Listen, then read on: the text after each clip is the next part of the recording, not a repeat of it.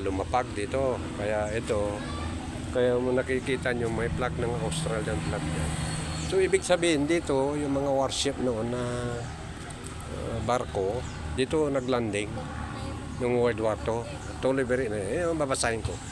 This monument commemorates those who served and those who made the supreme sacrifice in the Royal Australian Navy during World War II to liberate the Philippines. So, ibig sabihin, mga Australiano na punta rito tumulong sa nung gera na yun. Nakikita nyo yan, mga logo Australian Royal Navy.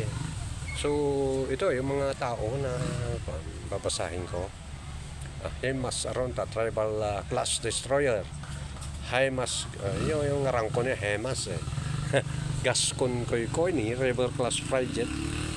River Class yung mga private siguro, landing ship.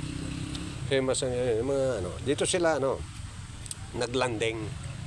So ibig sabihin the nearest sa China Sea. Dito naman sila naglanding na to liberate our country in honor of this Australian soldiers. Nakalagay dyan. Yan basahin ninyo. So, ang dami nila na once again, dito na naman sa katabi nito hanggang doon. So, makikita nyo yan na naging presko yung provincial office dito. At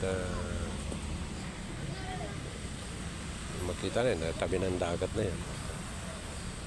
Dito talaga yung remarkable na area na kung paano tayo na-liberate ng ating mga kasundaluan nung araw with the help of Australian government and US government, US soldiers, Australian soldiers. So,